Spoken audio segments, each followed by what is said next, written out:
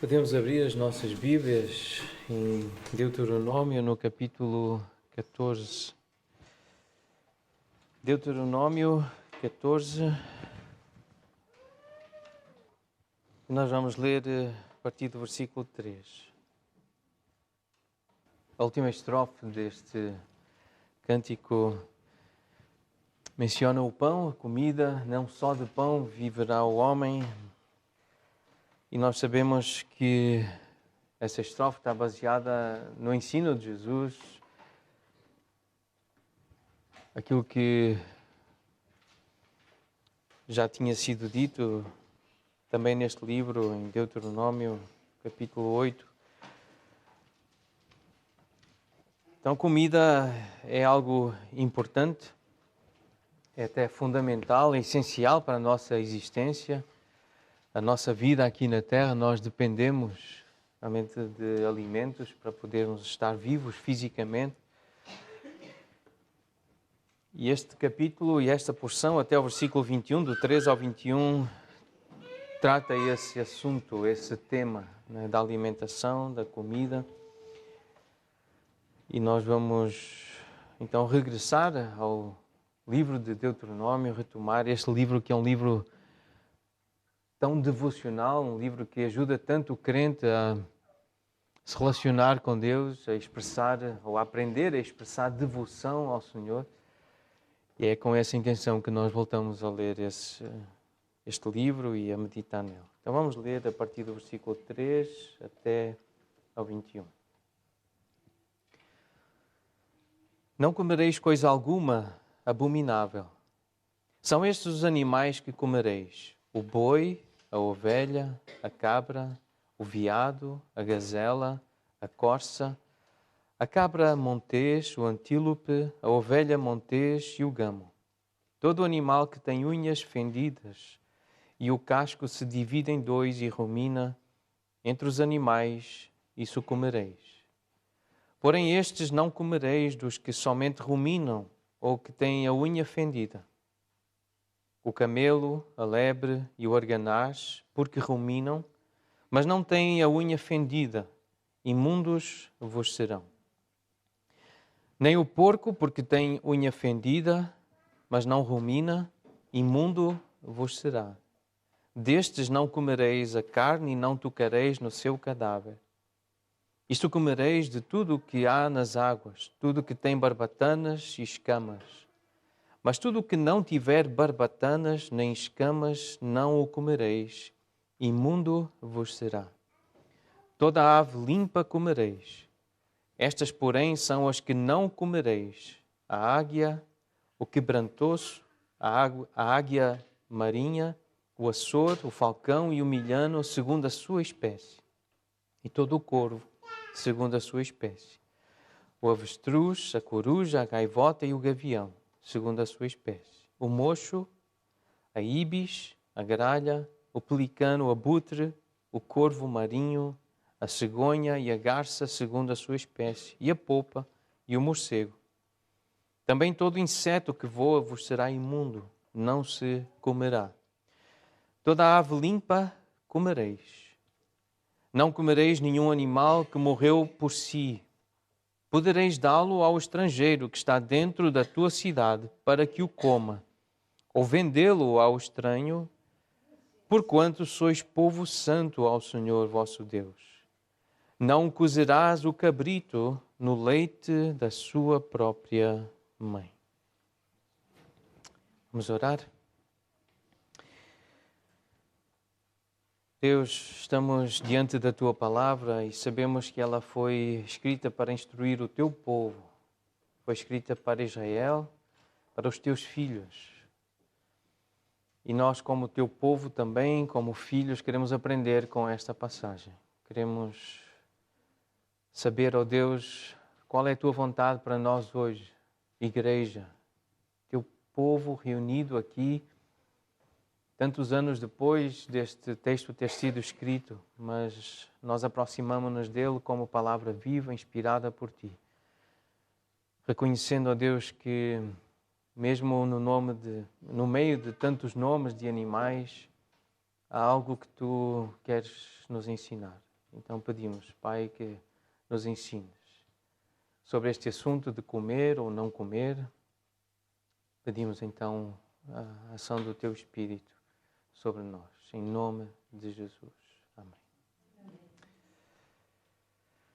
Na verdade, não é comer ou não comer, é comer e não comer, porque é isso que o texto nos apresenta aqui. Nestes 19 versículos que nós lemos, 12 vezes aparece o advérbio, a palavra não. Várias vezes, ou seja, várias vezes nós lemos aqui não, não, não, não. E por causa disso eu lembrei de uma música que foi composta por um jovem aluno no seminário, na altura ele era jovem. Em 2001, eu estava com a graça no seminário lá no Brasil, em Atibaia, na Palavra da Vida, e houve um concurso de música, era um festival de música, era uma oportunidade de os alunos que tiveram a oportunidade de aprender música e desenvolver talentos, mostrar à comunidade de alunos, professores, de pessoas que serviam, de famílias que serviam na escola. Era uma oportunidade de mostrarem os seus talentos e chamava-se Jubilai. Ficou um tempo sem existir esse concurso, esse festival, e agora retomaram. E era uma oportunidade dos alunos então mostrarem os seus dons, os seus talentos. E um dos alunos, que também era músico, e ele escreveu 3 músicas nessa altura, apresentou as 3 músicas nesse concurso e ele ganhou os 3 primeiros lugares. Houve outros que concorreram, o nome dele é Cláudio Santana, e ele escreveu então 3 canções, apresentou as músicas e as 3 ficaram nos primeiros lugares. Realmente muito boas músicas, letra muito boa, e uma delas, o título é Não. É o título da música e começa assim: não, 3 letras, advérbio, modifica sempre o verbo antes de uma oração.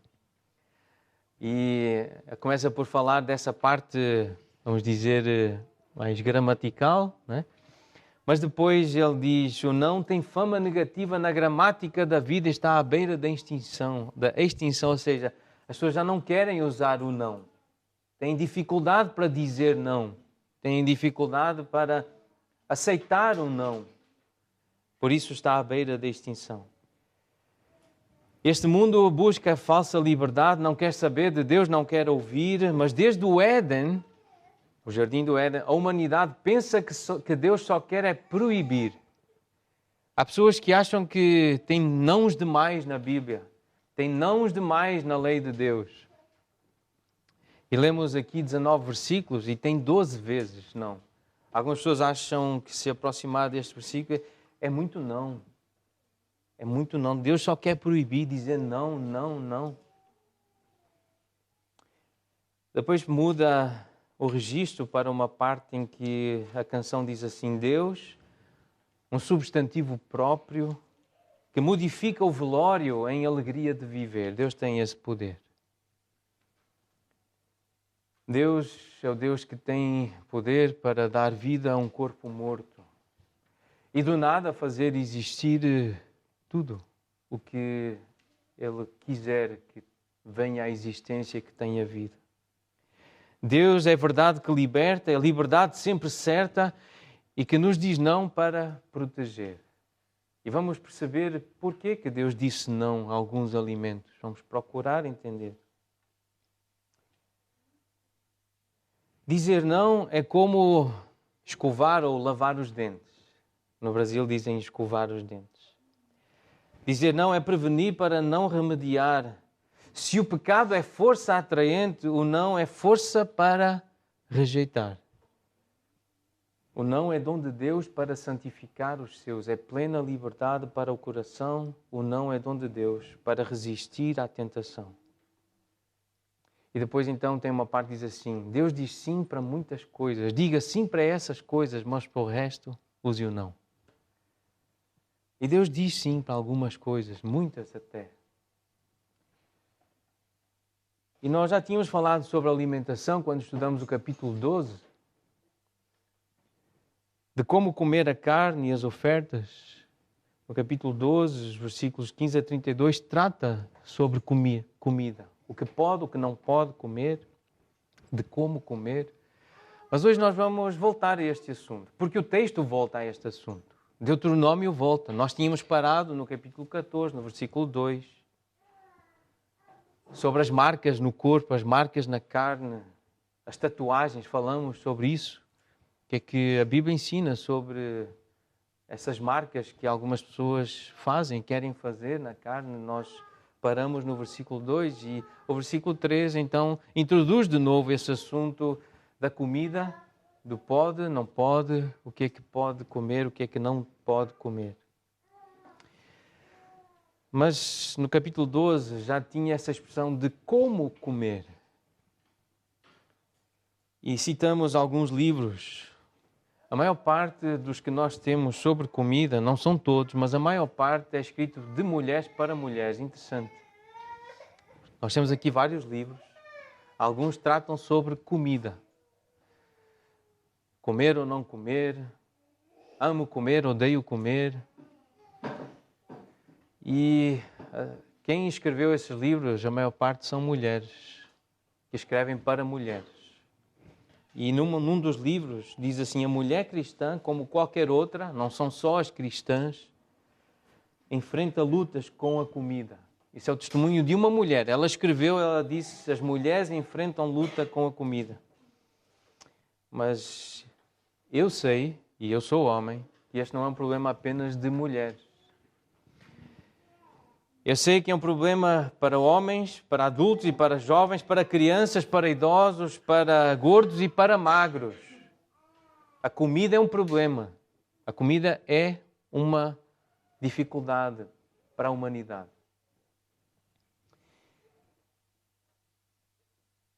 Contudo, a mulher, o homem, nós, crentes, temos a capacitação em Cristo para viver de um modo agradável a Deus.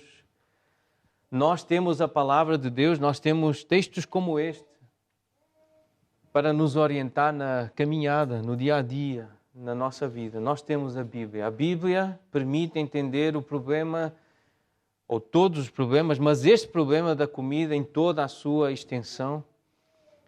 Existe algo maior do que comer ou deixar de comer, tem a ver com a nossa vida interior, com os nossos desejos, com o nosso coração, a nossa mente, os nossos pensamentos. É algo maior e mais profundo do que apenas uma expressão visível daquilo que possamos colocar na boca ou no estômago.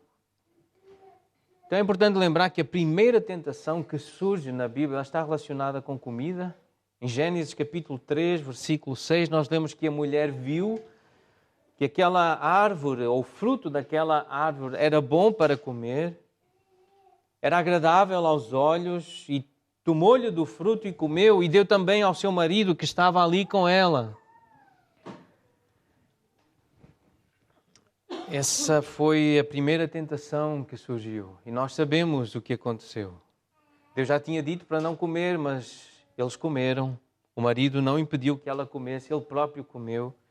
E nós sabemos que aquilo que desagrada a Deus, a desobediência, a rebeldia, entrou no mundo. O pecado entrou no mundo. E nós sabemos então que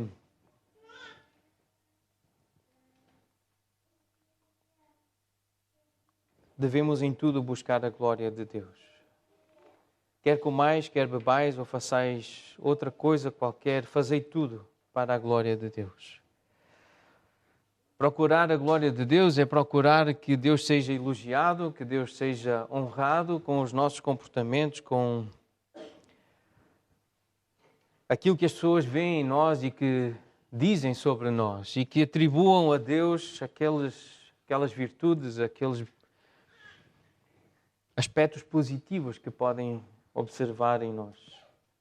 E este é um dos textos mais importantes na Bíblia, que diz que a comida afeta o nosso relacionamento com Deus, a comida afeta aquilo que as pessoas podem falar de Deus ao olhar para nós. Então há alguma relação entre comida e Deus e a glória de Deus e a satisfação que Deus pode ter ao observar-nos, ao observar o nosso comportamento, ao perceber os nossos desejos no nosso coração. Há um pedido que o autor aos Hebreus faz e que nós precisamos fazer, já fizemos, na verdade, e precisamos fazer constantemente, pedir oração e orarmos. Pois nós estamos persuadidos de ter boa consciência, ou seja, termos uma consciência sensível sobre o que é certo e errado, o que deve ou não deve fazer. Deus dá uma consciência a todos, até as crianças sabem o que é certo e errado, e por isso quando elas vão fazer uma coisa errada, elas tentam se esconder. Elas tentam fazer rápido para que os pais não vejam, porque elas têm uma consciência que aquilo está errado. E às vezes nem é preciso os pais dizerem que está errado, elas já sabem que está errado conscientemente. Nós temos essa noção do que é certo, do que é errado, nós temos boa consciência. Ela vai ficando doente à medida que nós vamos rejeitando a sabedoria de Deus, a instrução de Deus, vamos rejeitando a correção, e ela vai se endurecendo, vai ficando doente. Mas a boa consciência, ela faz desejar que em todas as coisas se viva condignamente, de forma digna, para a glória de Deus, para que Deus seja elogiado. A boa consciência faz isso. A boa consciência coloca desejos no crente, na pessoa que quer agradar a Deus, de viver de forma digna. Então, nesses livros, nesses artigos, nessas oportunidades de partilhar o que a Bíblia ensina sobre comida, comer ou não comer, uma das perguntas é: qual é o resultado de fazer escolhas sobre comida? As refeições serão baseadas não mais no temor à comida, mas no temor a Deus. A comida assumirá um lugar adequado na sua vida como uma boa dádiva de Deus. E isso acontece não como um passe de mágica, e não é assim uma mudança que acontece rapidamente e que como se fosse um interruptor que liga. Mas o que nós aprendemos na nossa experiência cristã de educar filhos, de sermos nós também treinados, é que a mudança, ela requer um investimento de tempo e de esforço. Tem em mãos um guia de trabalho que é a Bíblia, nós temos livros, temos recursos, como eu mencionei, temos vários títulos que falam sobre comida, comer ou não comer, mas principalmente a Bíblia. Temos aqui diante de nós aqui alguns versículos que foram usados para Israel para ensinar como agradar a Deus. E isso significa então que é preciso ler a Bíblia, pegar na Bíblia, num papel, numa caneta, eu creio que alguns já têm, e de preferência que esteja a escrever e que fique na mão e não vá para o chão, para não causar distrações, e para escrever estas passagens que nós vamos ler. O que é que a Bíblia ensina sobre comida? O que é que a Bíblia ensina sobre agradar a Deus comendo ou não comendo? Então é um tempo de trabalhar. Exige esforço da nossa parte. Estarmos atentos. Fazermos com que os nossos filhos, mesmo pequenos, estejam atentos àquilo que Deus diz sobre comida. Escreverem os versículos. Se não sabem escrever, podem fazer um desenho sobre os alimentos que vamos mencionar, sobre as ideias que nós vamos partilhar. Mas é preciso atenção, precisamos estar concentrados. Ler os textos indicados, investir tempo para pensar no que Deus diz e pede e depois responder a Deus. Dizer: Deus, é verdade, eu concordo, eu aceito, eu sei que isso é bom porque é a tua vontade. Eu reconheço que eu tenho falhado. Eu vou responder então: Senhor, eu quero acertar, eu quero obedecer. Eu quero te agradar, eu quero te glorificar, eu quero viver de modo digno para ti Eu quero que os outros vejam que Tu és Deus e que Tu és o meu Deus através da forma como eu como ou como eu não como determinados alimentos, como eu lido com a comida. Então é importante que façam anotações. É importante porque ajuda a memorizar. É importante que estejamos concentrados naquilo que está a ser lido, aquilo que está a ser dito.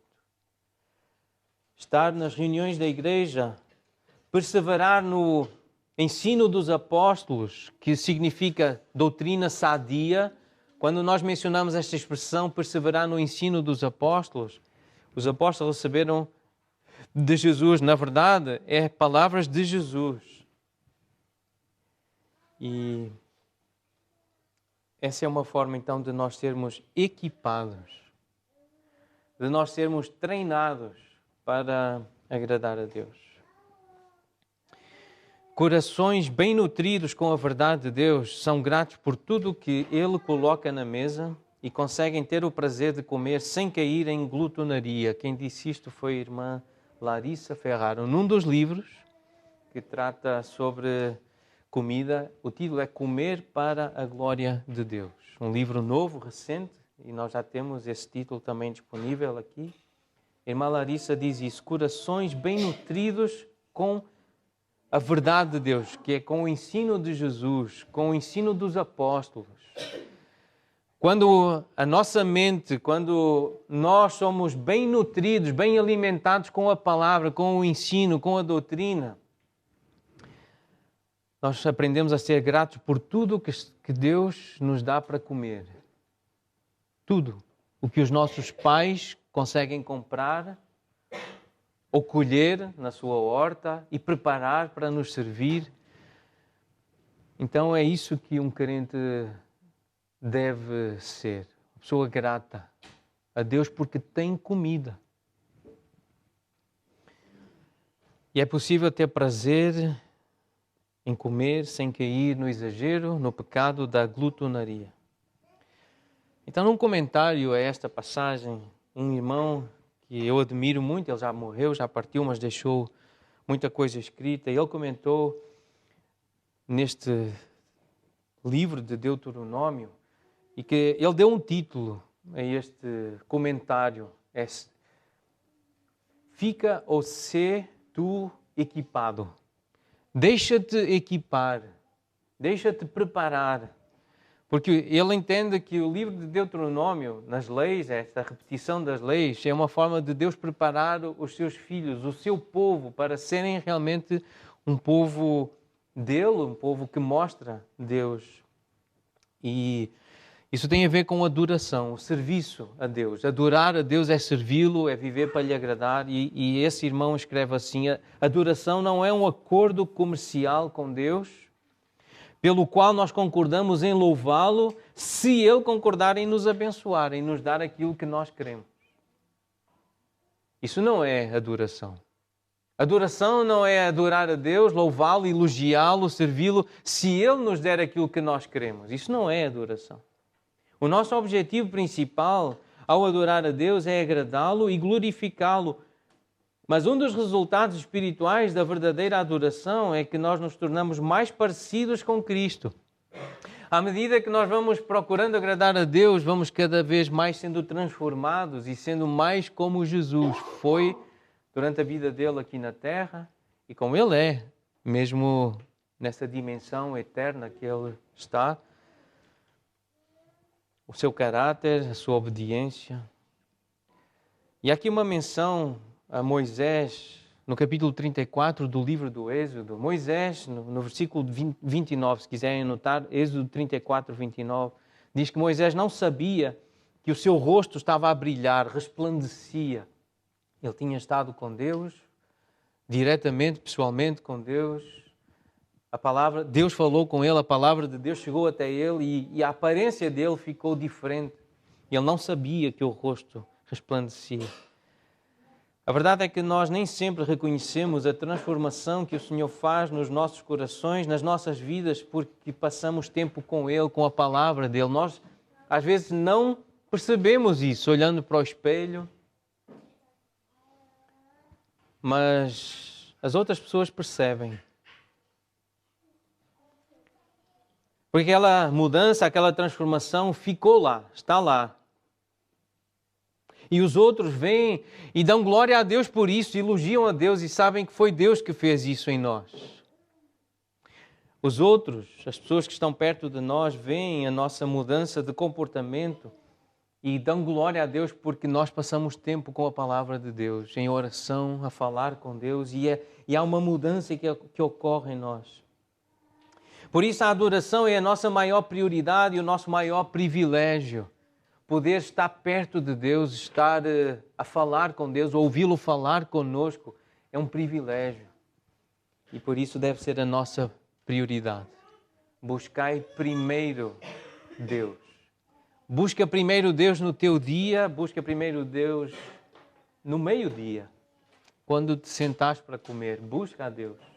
Ora. Busca a Deus no fim do dia, busca primeiro que Ele seja uma prioridade. E nesta parte do livro de Deuteronômio, neste capítulo em particular, então Moisés explica melhor o culto de Israel, concentra-se no tipo de pessoas que os israelitas deveriam ser e obviamente que isso se aplica a nós. Como é que nós, povo de Deus, pessoas que têm fé, que acreditam em Deus, como é que nós devemos ser? Nós que pertencemos ao Deus vivo e verdadeiro. E se puderem ver como é que começa o capítulo 14 de Deuteronômio, diz: Filhos sois do Senhor vosso Deus. Pois no versículo 2 diz: Porque sois povo santo ao Senhor vosso Deus, e o Senhor vos escolheu de todos os povos que há sobre a face da terra, para lhe serdes povo próprio. Foi assim com Israel e é assim com a igreja. É um outro povo, é um novo povo, mas esta é a relação, nós somos dele, nós somos do Senhor. Fomos comprados, fomos chamados.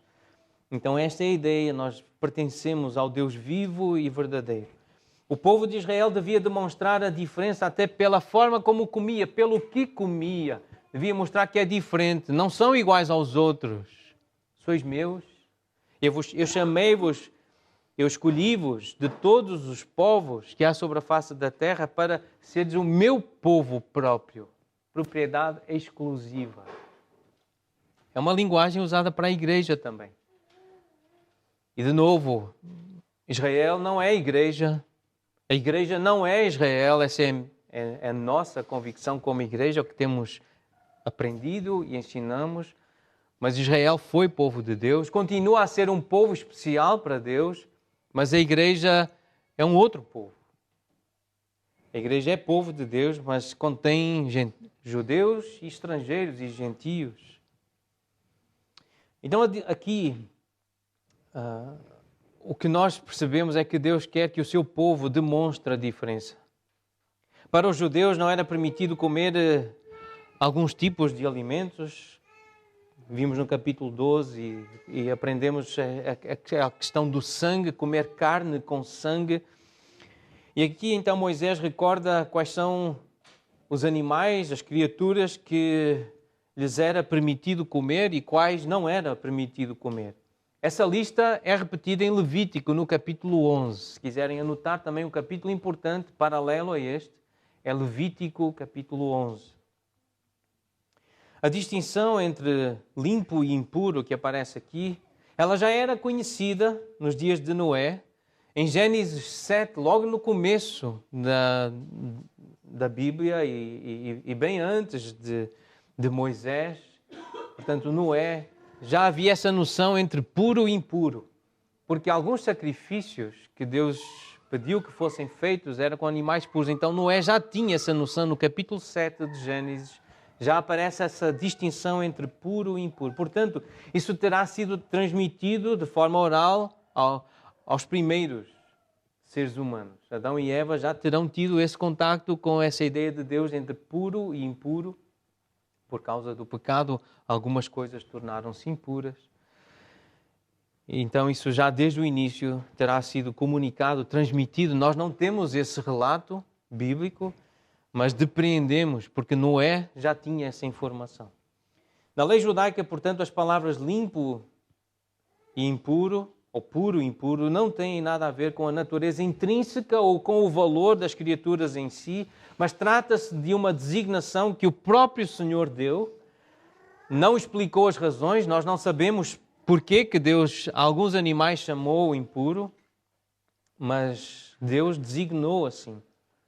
Alguns estudiosos acreditam que os judeus eles tinham até uma saúde melhor porque eles evitavam determinados alimentos, porque Deus tinha proibido esses alimentos e por isso eles eram mais saudáveis e viviam mais tempo, tinham mais energia, mais força, por causa da dieta deles. Alguns estudiosos, ao estudar a história dos povos antigos, especialmente, e comparando com a nação de Israel, chegaram a essa conclusão. Mas tanto Jesus como os apóstolos declaram que todos os alimentos são limpos. Todos são puros. Não há, depois de Jesus cumprir a lei, já não há mais alimentos impuros. O jejum é uma disciplina espiritual aceita quando associada à oração, ou seja, deixar de comer. Mas é bem claro que o Novo Testamento ensina à igreja. Não é a comida que nos recomendará a Deus, pois nada perderemos se não comermos e nada ganharemos se comermos. Ou seja, em outras palavras, numa outra tradução, diz a comida não nos torna aceitáveis diante de Deus.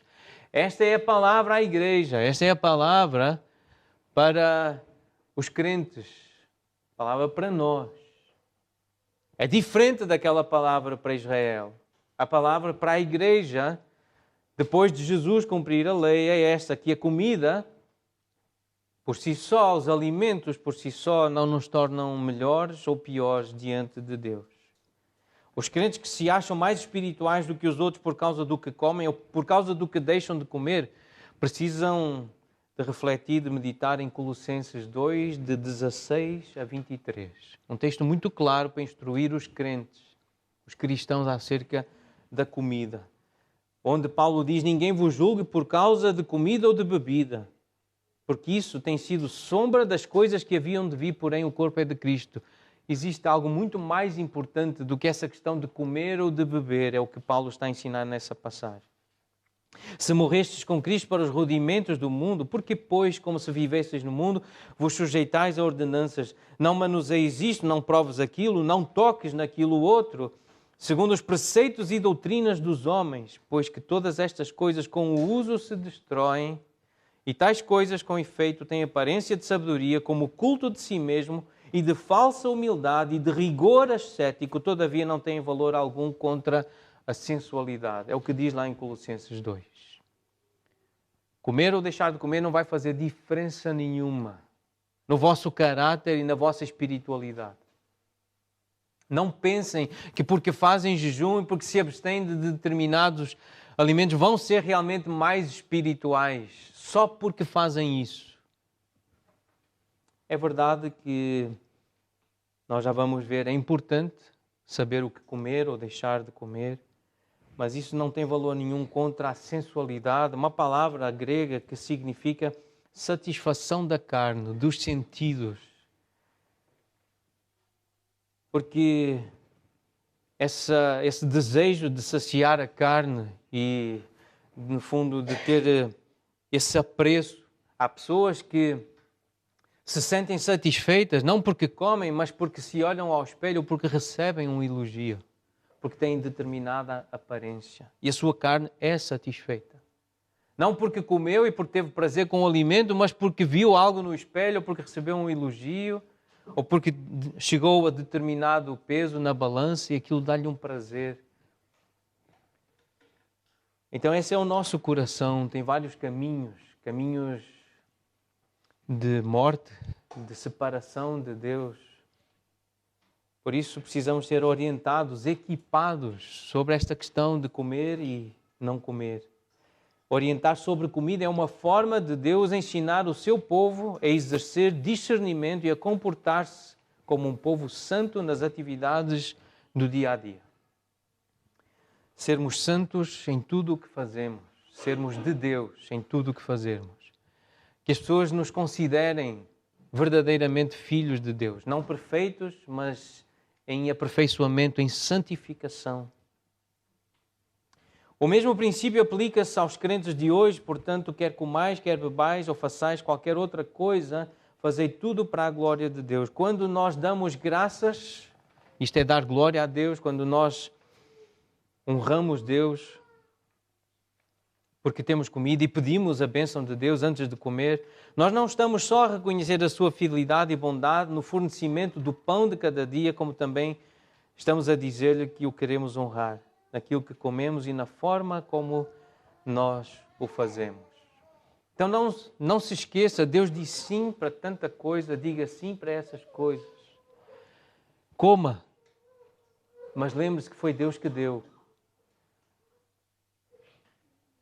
Os versículos 4 a 6 têm essa ideia. São estes os animais que comereis: o boi, a ovelha, a cabra, o veado, a gazela, a corça, a cabra, o antílope, a ovelha, o gamo, todo animal que tem unhas fendidas, o casco que se divide em dois e rumina entre esses animais, isso comereis. Deus diz sim, comam. Comam carne. Essa ideia de que é pecado comer carne, isso não é uma ideia bíblica. Não é uma ideia que vem de Deus. Essas dietas que andam por aí, que estão na moda agora, isso não vem de Deus. Deus ensina, Deus instrui. Há animais que podem comer sim. Há carne que podem comer sim. Então Deus diz sim para muitas coisas. Comam.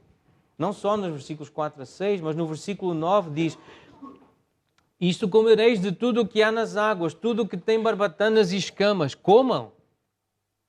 Comam.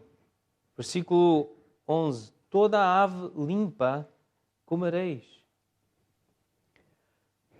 Comam. Deus está a dizer, Deus está a dizer sim, comam. O versículo 11 repete essa ideia. Toda a ave limpa comereis. Versículo 20, a mesma ideia. Toda a ave limpa comereis. Deus diz sim. Comam. Deus já tinha dito a Adão e a Eva sim para muita coisa. Antes do pecado entrar, capítulo 2, versículo 9, do solo fez o Senhor Deus brotar toda a sorte de árvores agradáveis à vista e boas para alimento. Toda a sorte. Muitas. É isso que significa. Muitas árvores. Boas, agradáveis à vista. E boas para comer.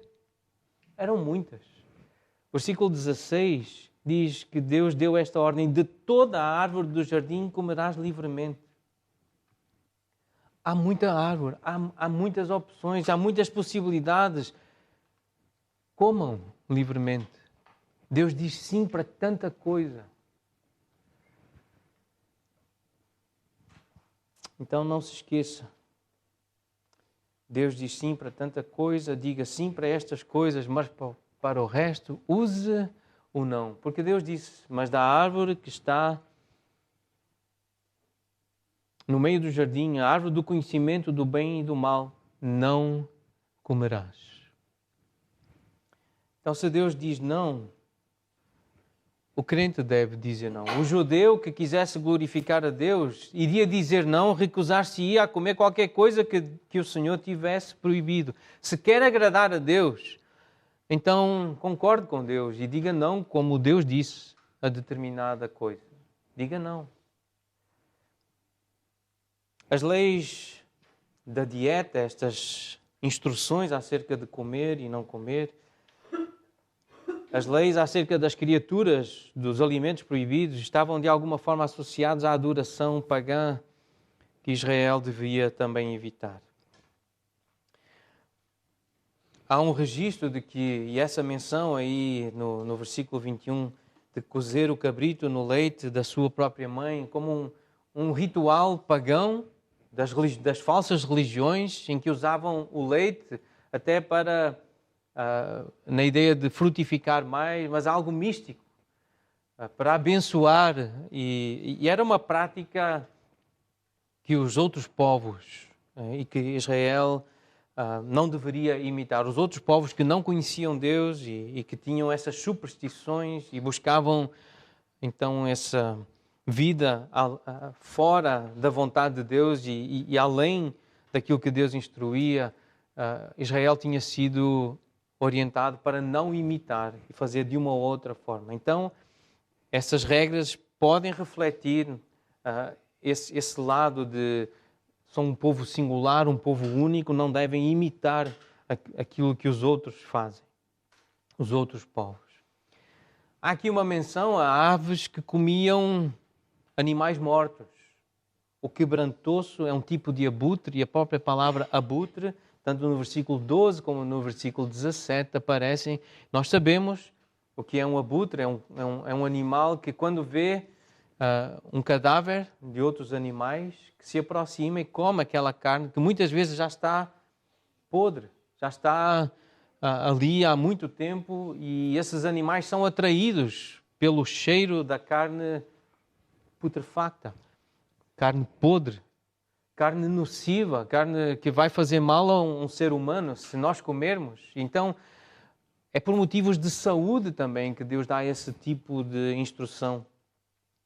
Se alguém comesse esse tipo de animal que tinha digerido ou que tinha acabado de comer esse tipo de alimento, poderia ficar doente. Há aqui uma preocupação com saúde. Nós sabemos que alguns destes alimentos que são mencionados aqui, por exemplo, os animais do mar que não têm escamas. Algumas pessoas são alérgicas, realmente. Têm alergia muito forte. Alguns peixes, algum tipo de animais aquáticos que não têm escamas. Então há questões de saúde aqui envolvidas. Há uma preocupação de Deus com o seu povo. E por isso os historiadores, aqueles que compararam Israel com outros povos, chegaram a essa conclusão. Eles são mais saudáveis. Eles têm mais energia, eles têm uma saúde melhor do que as dos outros povos. Há algumas coisas que as pessoas do mundo podem fazer, mas que os crentes, os cristãos, não podem fazer. E nem devem querer fazer, porque os cristãos pertencem ao Senhor e querem agradar ao Senhor, querem obedecer ao Senhor. É por isso que está aí no versículo 21, não comereis nenhum animal que morreu por si, podereis dá-lo ao estrangeiro, o que está dentro da tua cidade, para que o coma ou vendê-lo a um estranho. Mas vocês não. Outros podem, mas tu não. Por quê? Porque tu és do Senhor. É assim que começa o capítulo 14. Tu não. Tu és meu filho. Tu és meu. É o que o Senhor está a dizer ao seu povo. Vós sois povo santo. Eu escolhi-vos. Dentre todos os povos da terra, eu escolhi. Tu és especial, Israel. E é assim que Deus se aproxima da igreja. É assim que Deus se aproxima de cada um de nós, se somos realmente filhos dele. Os outros podem, mas tu não. Não é que aquele alimento vai torná-lo impuro, mas eu quero que tu sejas diferente. Tu não. Morreu por si, tu vais ter um comportamento diferente. Os outros até podem comer, são pessoas. Não vão morrer se comerem, mas Deus queria fazer uma distinção entre Israel e as outras nações. E Deus continua a querer fazer distinção entre os seus filhos, a sua igreja e os outros grupos. Entre os crentes e os incrédulos. Deus continua. Deus continua a querer fazer essa seleção, essa escolha, a ser glorificado por meio dessa escolha. Deus tem todo o direito de nos dizer o que nós podemos ter à nossa volta, que tipo de música podemos ouvir, que tipo de ambiente nós podemos ouvir. Isso que está no capítulo 12. O que tipo de comportamento podemos aceitar na nossa casa, no nosso lugar de trabalho? O que nós podemos aceitar na nossa sociedade? Deus tem todo o direito de nos dizer o que nós podemos ter à nossa volta e o que nós podemos colocar dentro do nosso corpo, dentro de nós. Ele é o nosso Deus. Então Ele tem o direito de dizer, isso tu podes comer, isso não podes comer. Tu isso podes fazer, mas aquilo não podes fazer. Então Deus tem esse direito. Um dos livros que nós temos aqui é escrito por um homem, fala sobre comida. O título é A Filosofia Cristã da Alimentação. E esse irmão diz assim: a alimentação é um assunto sensível para as pessoas porque está bastante arraigada no aquilo que nós somos. A comida não apenas nos sustenta fisicamente, mas também alimenta uma parte das nossas necessidades emocionais. Comida é uma maneira de celebrar e uma maneira de lamentar. É uma forma de lembrar e uma forma de esperar. É um assunto sobre o qual nós tomamos decisões constantes. Logo, ela revela quem somos. O que nós fazemos é resultado de quem somos. As nossas crenças sobre as coisas determinarão como nós interagimos com elas. A comida é parte da nossa cultura e parte da visão que nós temos da vida. Ela mostra o que nós valorizamos e mostra aquilo que nós queremos, naquilo que queremos. Por exemplo, se alguém acredita que o prazer tem um valor último, a coisa mais importante é ter prazer, então ela comerá a comida que produz o máximo de sabor e de prazer físico, sensual. Se alguém acredita que a vida mortal tem valor último, então será dominado pelo cuidado com o corpo. Ou seja, a vida aqui na Terra, se é a coisa mais importante, ela vai ter um cuidado extremo com a sua saúde e com o seu corpo. Ou então perderá a esperança e não se importará com o que come. Porque ela só se preocupa com o aqui e agora. Só acha que a vida é só esta, não há mais nada. Ideias, portanto, têm consequências. E o que as pessoas comem ilustra esse princípio. A irmã Larissa Ferrara já foi mencionada aqui. Ela passou por Portugal recentemente e ela deu testemunho. A minha filha, Ana, fez algumas anotações e eu pedi para ela partilhar comigo dessas palestras. Além de ter o livro, ela disse algumas coisas nessas palestras. Ela própria, em criança, teve problemas. Ela foi obesa e teve problemas de relacionamentos na escola por causa da obesidade. Foi ridicularizada, ela teve problemas sociais por causa do excesso de peso. E depois, quando chegou à juventude, ela quis ser exatamente o oposto. Quis treinar, ter tanto cuidado com a alimentação para ser magra e ter uma aparência que chamasse a atenção. E realmente ela conseguiu e teve. E ela conta no livro que ela chegou a ter essa aparência tão desejada e a receber os elogios que queria, mas aquilo não a satisfez.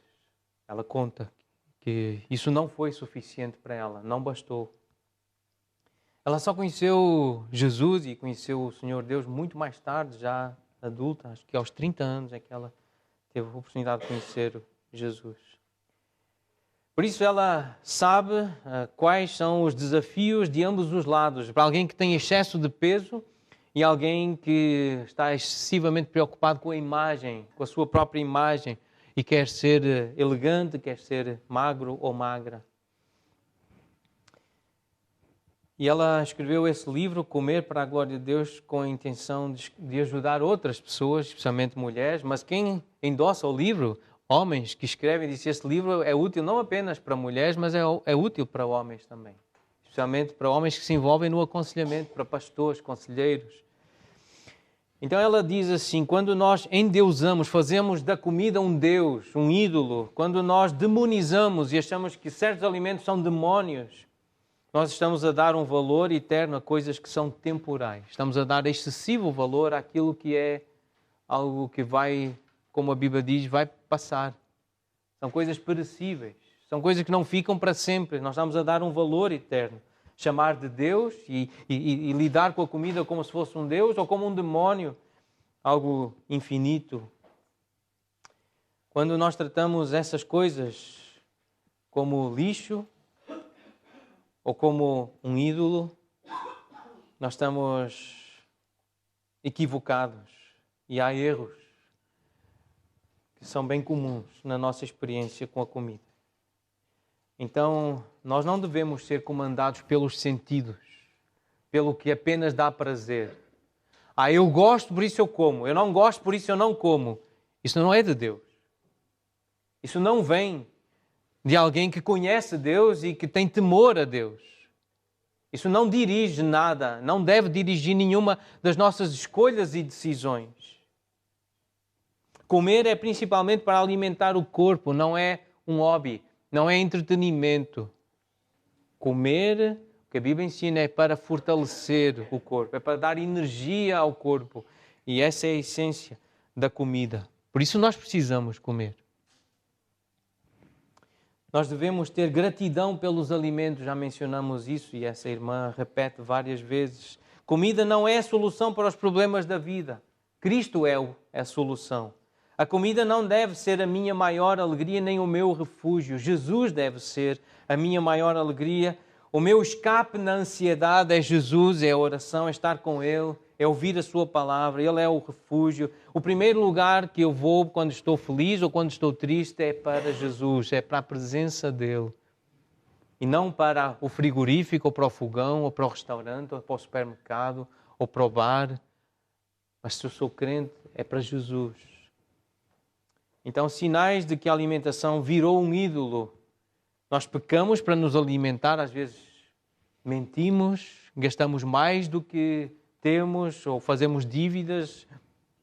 Há pecado, vomitamos para poder comer mais.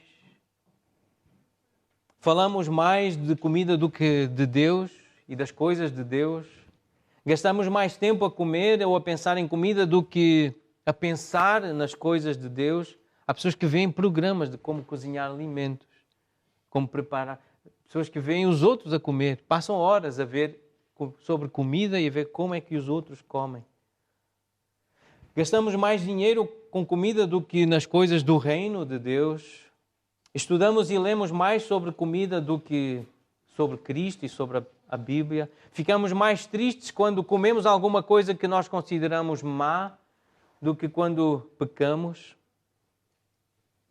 Isto foi num contexto já fora das palestras, mas a Ana ouviu que a nossa irmã Larissa ensinou isso, que há pessoas que ficam mais tristes porque deixaram de comer ou porque comeram alguma coisa que não estava bom, aquela refeição não lhe agradou, do que quando peca. É grave. É grave. Isto acontece com alguém que é crente ou que se diz crente. É muito grave alguém achar que é crente e que tem esta relação com a comida. É grave. É isso que nós estamos a tentar e a procurar perceber. Somos de Deus, somos povo de Deus, fomos separados para Ele, para lhe agradar. Então o que é que Ele quer? Que se estes assuntos e se esta abordagem, se esta descrição está a falar connosco e se nos envolve, eu creio que sim, a todos nós, sem exceção, é preciso arrependimento e confissão. A Ele em primeiro lugar. Confessar, Deus, é verdade. Eu tenho lidado mal com esta questão da comida. Eu não tenho feito boas escolhas. Eu não me aproximo dos alimentos da forma que Tu queres. Eu confesso e eu arrependo-me. Eu quero fazer certo. Eu vou fazer certo para Te agradar. É preciso ter a motivação correta, fugir de tentações, não estar a comprar alimentos ou trazer coisas para casa que nós sabemos que nos faz mal. E, sem dúvida, andar no Espírito. Isso significa andar em oração, buscar a Deus, deixar que o Espírito nos ensine por meio da palavra, da oração, da conversa com outros crentes a fazer essas decisões, essas escolhas.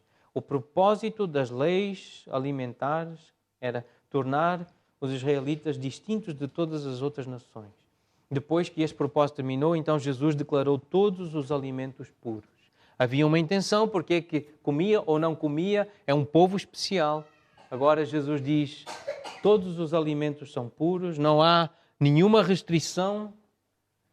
Deus deu ao apóstolo Pedro uma visão na qual ele declarou que os animais que anteriormente eram impuros podiam então agora ser comidos. Está em Atos 10, versículo 15. E quando Jesus morreu na cruz, ele cumpriu a lei do Antigo Testamento. Essa questão e essas cerimónias e essas regras cerimoniais, elas cumpriram-se em Cristo. Ele cumpriu tudo o que era para cumprir. O fim da lei é Cristo, nós lemos em Romanos 10, para a justiça de todo aquele que crê. Em Efésios 2:15 nós lemos que Jesus aboliu na sua carne a lei dos mandamentos na forma de ordenanças, para que dos dois criasse em si mesmo um novo homem, fazendo a paz. A paz com Deus e a paz entre eles. Então isso inclui as leis relativas aos alimentos puros e impuros. E como nós lemos em Romanos 14, um crê que de tudo pode comer, mas o débil come apenas legumes. Quem come não despreza o que não come, e o que não come não julgue o que come, porque Deus o acolheu. Versículo 14, eu sei e estou persuadido no Senhor Jesus de que nenhuma coisa é de si mesma impura, salvo para aquele que assim a considera. Para esse é impura.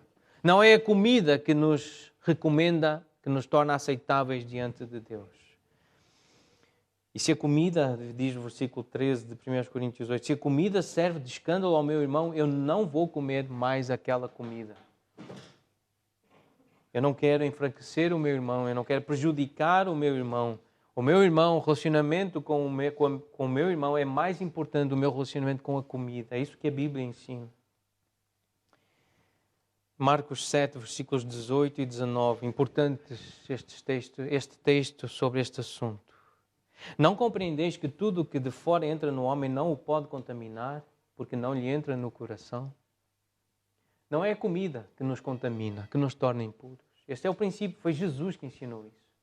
O que entra no coração, o que entra dentro de nós, o que entra na nossa vida interior são palavras, sim, são pensamentos, são imagens, são informações. Isso entra no coração e é isso que nos torna impuros. Nós somos impuros porque o nosso coração produz impureza. São os nossos pensamentos, os nossos desejos egoístas, sensuais, carnais. É isso que nos torna impuros. Portanto, não é a alimentação que nos deixa impuros, mas a nossa impureza pode ficar evidente através dela, através da alimentação. Os nossos desejos carnais, impuros, egoístas, idólatras, podem mostrar a nossa impureza, a forma como comemos. Portanto, e lembrando desse texto de Deuteronômio, capítulo 8, recordar-te-ás de todo o caminho pelo qual o Senhor teu Deus te guiou no deserto estes 40 anos para te humilhar, para te provar.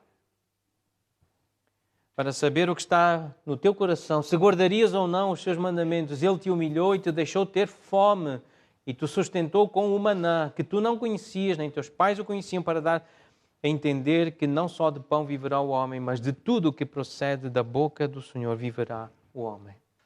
Deus quer nos pôr à prova. Deus está a pôr-nos à prova. Como pôs Israel nessa questão da comida, deixou-os ter fome e deu um alimento que eles não conheciam.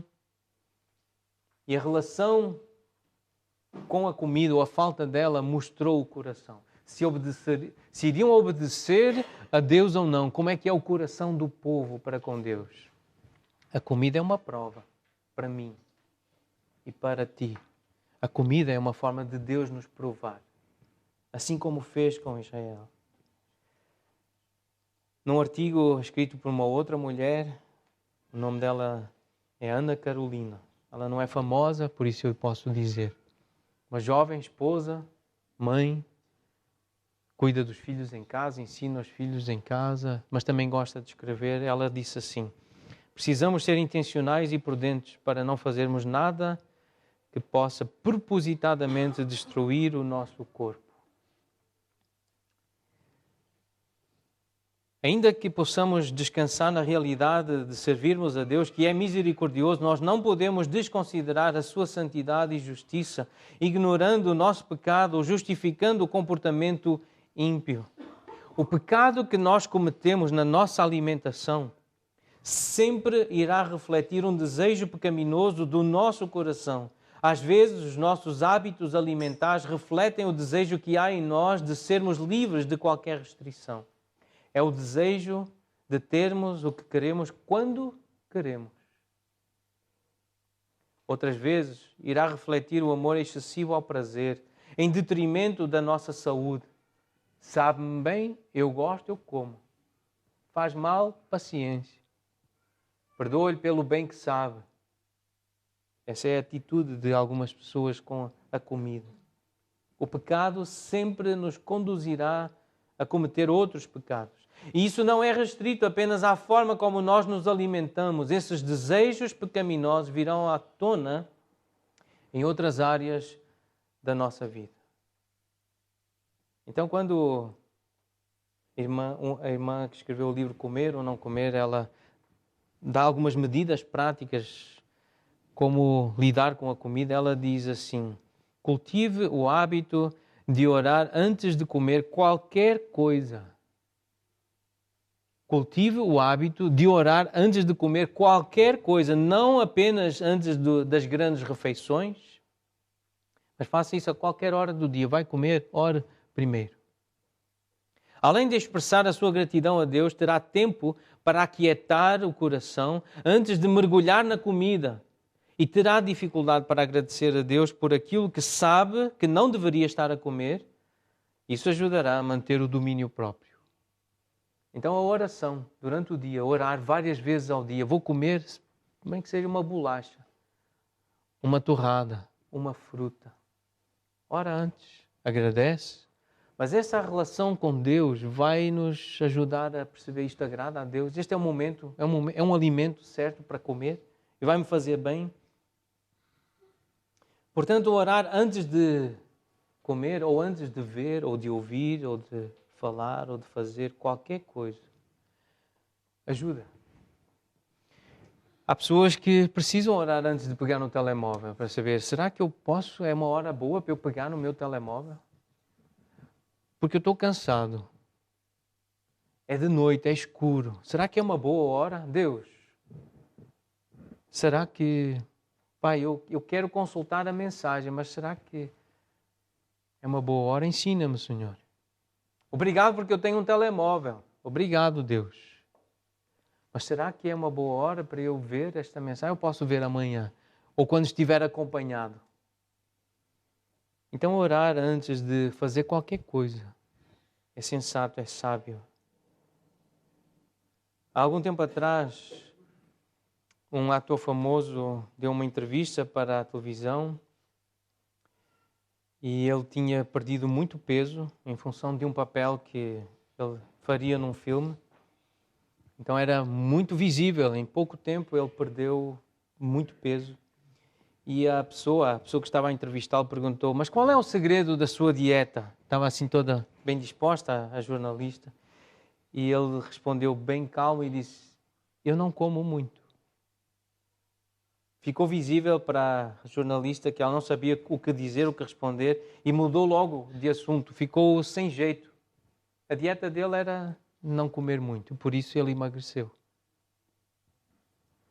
Nós somos glutões sempre que nós comemos mais do que precisamos, independentemente da motivação que nós tenhamos. Nós somos glutões sempre que usamos de maneira errada o dom do alimento que Deus nos dá, com o intuito de nos satisfazermos, como fuga de emoções desagradáveis ou para buscarmos controlo sobre a vida. E é por isso que aqueles que têm o distúrbio alimentar da anorexia também se encaixam na categoria de glutões. Sabem, a anorexia é aquelas pessoas que não querem comer muito, querem ser muito magros. Alguns realmente vão para o ginásio para queimar todas as calorias que ingeriram, querem ser magros, mas na verdade eles querem poder comer e são glutões, querem ter prazer com a comida, mas querem ficar magros. E todos os que usam a comida de forma equivocada, como meio de lidar com o stress, aliviar o tédio ou fugir do sentimento de solidão, conhece a verdade deste provérbio 27, versículo 7. A alma farta pisa o favo de mel, mas a alma faminta todo o amargo é doce. Hoje em dia, para muitas pessoas, comer é um prazer. Mas em muitos lugares do nosso planeta, a comida é uma necessidade básica de sobrevivência. Eu posso dizer até que na maior parte da Terra. Distúrbios alimentares e outras consequências da glutonaria não existem ou não prevalecem em países subdesenvolvidos, mas a abundância de comida no Ocidente, na Europa, em Portugal, aqui, porque temos abundância de comida, tem se tornado um caminho fácil para as consequências do nosso pecado. Nós achamos-nos merecedores da fartura dos alimentos e usamos isso da maneira errada, uma vez que nós nos alimentamos com o propósito de glorificar a Deus, com uma boa saúde e gratidão pela sua liberalidade. Portanto, somos diferentes. Nós não podemos fazer como os outros fazem. Os outros podem, mas tu não. Tu és meu. Tu és meu povo. Eu faço isto para te provar, para te conhecer, para saber o que é que está no teu coração. Se guardas ou não os meus mandamentos. Nós podemos e devemos considerar, portanto, a alimentação como uma forma de provação, uma forma de sermos provados, testados. Estamos a ser desafiados por Deus. Portanto, não é a alimentação que nos deixa impuros, mas é a nossa impureza que pode ficar evidente através da alimentação. Lembremos, o não é dom de Deus para santificar os seus. Precisamos aprender a dizer não. Há algumas refeições, há alguns alimentos, precisamos dizer não. Podemos e devemos considerar a alimentação como uma forma de provação. Deus nada faz sem um plano ou razão quando prova o seu servo e lhe dá a formação. Nós estamos a ser formados, estamos a ser equipados. E por isso devemos nos alegrar em Deus, porque Ele cuida de nós, Ele preocupa-se connosco. Estudar este texto, Deuteronômio 14, foi para mim uma oportunidade de ser equipado, formado por Deus, amado por Deus. Partilhar com os irmãos aquilo que eu estudei, que eu li, é uma forma de Deus também cuidar dos irmãos, cuidar das vossas vidas.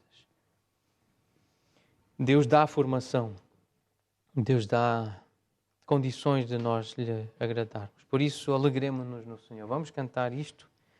Regozijemo-nos em Deus. Ele não comete erros, Ele erros não faz. Ele sabe o fim do caminho em que vais. Pois ao te provar, ao te purificar, qual ouro então serás? Deus quer que sejamos instrumentos preciosos nas suas mãos. Úteis, com saúde, vitalidade para levantar da cama e trabalhar. Ser ouro, prata, pedra preciosa. Fazer trabalho digno, útil para os outros. Não é ficar na cama a ver televisão, ver séries e joguinhos. Deus quer que saiamos e sejamos instrumentos nas vidas de outras pessoas. Para isso temos que ter energia, temos que ter saúde, temos que ter força, temos que saber andar, conseguir andar, às vezes correr. Temos que ter energia para falar, para aconselhar. Deus quer que sejamos ouro. Sim, provações vêm de Deus. Em amor, Ele fortalece e limpa os seus. O nosso Pai sempre faz o melhor. E sei que limpo, mais fruto darei.